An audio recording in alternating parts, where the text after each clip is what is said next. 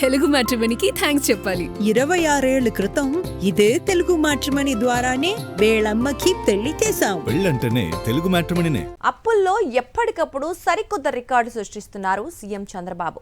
ఆంధ్రప్రదేశ్ రాష్ట్రాన్ని రుణాంధ్రప్రదేశ్ గా మార్చేశారు. కూటమి పాలనలో ఆర్థిక విధ్వంసం స్పష్టంగా కనిపిస్తోంది. తాజాగా మరో 4,400 కోట్లు అప్పు చేసింది కూటమి సర్కార్. 2 ఏళ్ల పాలన పూర్తి చేసుకుంటున్న చంద్రబాబు సర్కార్ మరోసారి అప్పుల మోత మోగించింది. తాజాగా మంగళవారం బడ్జెట్లో మరో 4,400 కోట్ల రూపాయల మేర అప్పులు చేసింది. ప్రభుత్వ సెక్యూరిటీలను వేలం వేయడం ద్వారా ఈ మొత్తాన్ని రిజర్వ్ బ్యాంక్ ఆఫ్ ఇండియా సమీకరించి రాష్ట్ర ప్రభుత్వానికి ఇచ్చింది. దీంతో 2 ఏళ్లలోనే చంద్రబాబు సర్కార్ చేసిన అప్పులు ఏకంగా 3,47,095 కోట్ల రూపాయలకు చేరాయి.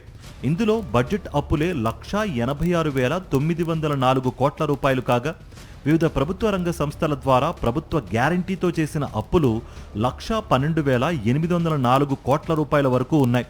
మరోపక్క రాజధాని అమరావతి పేరుతో మరో 47,387 కోట్లు అప్పులు చేశారు. ముఖ్యమంత్రి చంద్రబాబు 2 ఏళ్లలోనే ప్రజల నమ్మకాన్ని వమ్ము చేస్తూ రాష్ట్రాన్ని భారీ రుణాల ఊబిలోకి నెట్టేశారు. అధికారంలోకి వచ్చిన 2 ఏళ్లలోనే అందిన కాడికి అప్పులు చేసి ఏమాత్రం ఫలితాలు ఇవ్వని రంగాలకు మళ్లించేశారు. రాష్ట్రాన్ని బ్యాంకులకు రాసిచ్చేశారు.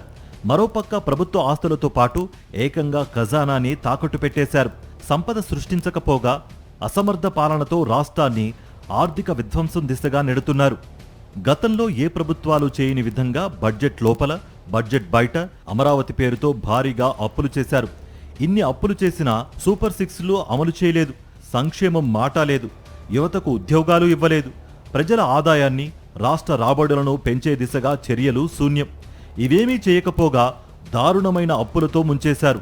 సంపద సృష్టించి అన్ని హామీలు అమలు చేస్తామని నమ్మించి అధికారంలోకి వచ్చాక అంతులేని అప్పుల భారాన్ని మోపారు. ఇదే పరిస్థితి కొనసాగితే రాష్ట్ర ఆర్థిక భవిష్యత్తు సంక్షోభంలోకి వెళ్లే ప్రమాదం ఉందని ఆర్థిక రంగ నిపుణులు హెచ్చరిస్తున్నారు.